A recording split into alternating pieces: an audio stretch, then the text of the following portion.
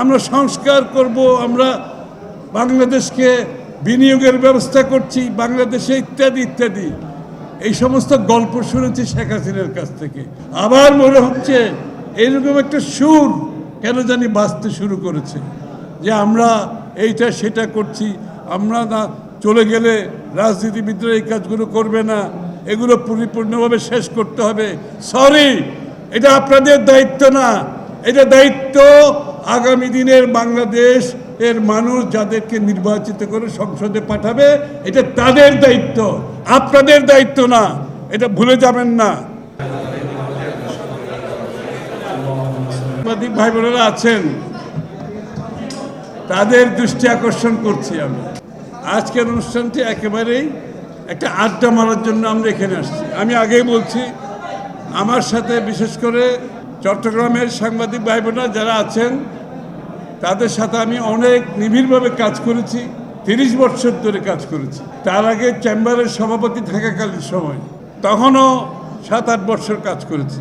সুতরাং চট্টগ্রামের সাংবাদিকদের সাথে আমার সম্পর্ক প্রায় 40 বছরের সম্পর্ক, এবং অনেকের সাথে একেবারে একান্ত ব্যক্তিগত সম্পর্ক, রাজনৈতিক সম্পর্কের বাইরেও অনেকের সাথে আমার সম্পর্ক আছে এখানে। সুতরাং আজকের দিনটা শুধুমাত্র আমি, অনেক সাংবাদিক ভাই বোনেরা এবং অনেকেই আবার আমাকে বলেছে, আপনি ঢাকায় এত বেশি সময় দিচ্ছেন, আপনি আমাদের সাথে কোনো সময় দিচ্ছেন না, আমরা আপনাকে পাচ্ছি না, আপনার সাথে সময় কাটাতে পারছি না। আমি একই কথা বলি, আমি আমার সাংবাদিক ভাই বোনদের সাথে যখন এত দীর্ঘ সময় কাটিয়েছি, এখন ইদানিংকালে একেবারে সময় দিতে পারছি না, আমি আসতে পারছি না।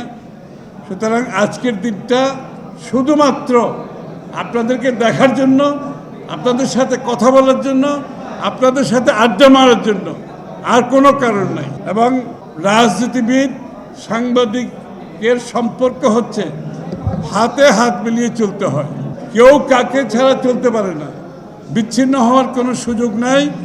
এই জন্য আমি ব্যক্তিগতভাবে চেষ্টা করি সাংবাদিকদের সাথে আমার একটি ব্যক্তিগত সম্পর্ক রাখার জন্য। আমি সেটা চট্টগ্রামে থাকলেও, ঢাকা থাকলেও চেষ্টা করেছি সাংবাদিকদের সাথে আমার একটা ইন্টারাকশন হয়, কমিউনিকেশন হয়, এনগেজমেন্ট হয় সার্বক্ষণিকভাবে। আমি চেষ্টা করি, সেটা হয়তো সবসময় সফল হতে পারি না। এর জন্য সকল সাংবাদিক ভাই বোনদের বলছি, আপনারা আজকে এসছেন, আমি আপনাদের কাছে কৃতজ্ঞ। কারণ এই সময়ে কেউ ইফতার পার্টি, যখন ঈদের আমেজ শুরু হয়ে গেছে, এই সময় আসলে ইফতার পার্টির সময়টা শেষ হয়ে গেছে বলা যায়। কিন্তু আমি তারপরেও ভাবলাম আর তো সময় পাচ্ছি না, এরপরে ঈদের পরে আবার বন্ধ। সুতরাং আজকের দিনটা আমি বেছে নিয়েছি।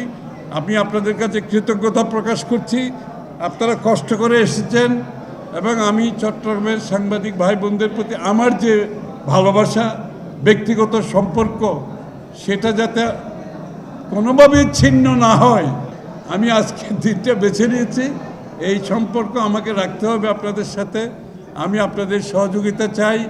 আগামী দিনে বাংলাদেশ, নতুন বাংলাদেশ, শেখ হাসিনা পলায়ন করার পরে বাংলাদেশের মানুষের মনোজগতে, আমি এই কথাটা ইচ্ছা করে বলি, প্রত্যেক দিন বলি, শেখ হাসিনা পালিয়ে যাওয়ার পরে বাংলাদেশের জনগণের মনোজগতে যে বিশাল পরিবর্তন এসেছে, বিশাল, এইটাকে আমরা রাজনীতিবিদরা ধারণ করতে হবে, সাংবাদিক ভাই বোনদেরকে ধারণ করতে হবে।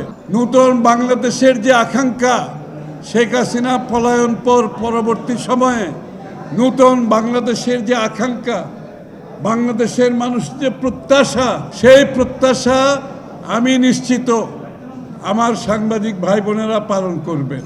এবং বিগত দিনে বাংলাদেশকে যে ধ্বংসের মুখে ঠেলে দেওয়া হয়েছে, সেখান থেকে বের হয়ে আসার জন্য যে নতুন রাজনীতি শুরু হয়েছে, সেই নতুন রাজনীতিতে নতুন বাংলাদেশ গড়ার জন্য, নতুন চিন্তা করার জন্য, নতুন প্রত্যাশা পূরণ করার জন্য সাংবাদিক ভাইদের আমরা সহযোগিতা কামনা করছি। এবং এটা রাজনীতিকদের বেলায় প্রযোজ্য। সকলে ধারণ করতে হবে নতুন বাংলাদেশকে, মানুষের নতুন প্রত্যাশাকে, নতুন আকাঙ্ক্ষাকে পূরণ করতে হবে। সাথে সাথে গণতন্ত্রকে এগিয়ে নিয়ে যাওয়ার জন্য সেই সংগ্রাম শেষ হয়নি। সেই সংগ্রাম শেষ হবে যে জনগণের মালিকানা ফিরিয়ে দেওয়ার মাধ্যমে। মালিকানা ফিরিয়ে দেওয়ার একমাত্র বাহক হচ্ছে একটি জনগণের ভোটে নির্বাচিত সরকার গঠিত করা, যারা জনগণের কাছে দায়বদ্ধ থাকবে, জবাবদিহি থাকবে, এবং একটি নির্বাচনের মাধ্যমে বাংলাদেশে আবার গণতান্ত্রিক অর্ডার ফিরিয়ে আনা। সেই গণতান্ত্রিক অর্ডার ফিরিয়ে আনার ক্ষেত্রে, নির্বাচনের ক্ষেত্রে যেই সমস্ত ষড়যন্ত্র করার চেষ্টা করা হচ্ছে, সেটা বাংলাদেশের জনগণ মেনে নেবে না।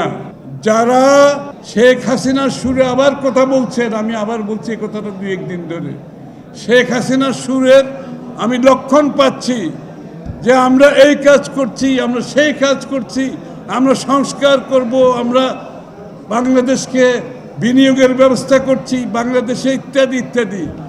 এই সমস্ত গল্প শুনেছি শেখ হাসিনার কাছ থেকে। আমি উন্নয়ন করছি তো বাংলাদেশে, আপনাদের ভোটের দরকার কি, নির্বাচনের দরকার কি? আমি তো দেশের উন্নয়ন করতেছি, আপনাদের জন্য তো কাজ করতেছি, এই কাজ করতেছি, সেই কাজ করতেছি। এই সব বলে বাংলাদেশের মানুষের সব অধিকার শেখ হাসিনা কেড়ে নিয়েছিল, ভোটাধিকার সহ কেড়ে নিয়েছিল। আবার মনে হচ্ছে এইরকম একটা সুর কেন জানি বাজতে শুরু করেছে যে আমরা এইটা সেটা করছি, আমরা না চলে গেলে রাজনীতিবিদরা এই কাজগুলো করবে না, এগুলো পরিপূর্ণভাবে শেষ করতে হবে। সরি, এটা আপনাদের দায়িত্ব না, এটা দায়িত্ব আগামী দিনের বাংলাদেশ এর মানুষ যাদেরকে নির্বাচিত করে সংসদে পাঠাবে, এটা তাদের দায়িত্ব, আপনাদের দায়িত্ব না। এটা ভুলে যাবেন না। গণতন্ত্র ফিরিয়ে দিন, ভোটাধিকার ফিরিয়ে দিন, এবং দ্রুত নির্বাচনের দিনকাল ঘোষণা করুন। বাংলাদেশের মানুষ তাদের নির্বাচিত প্রতিনিধির মাধ্যমে সংসদ গঠন করবে, সরকার গঠন করবে, যারা বাংলাদেশের মানুষের আগামী দিনে আশা পূরণ করবে পরিপূর্ণভাবে।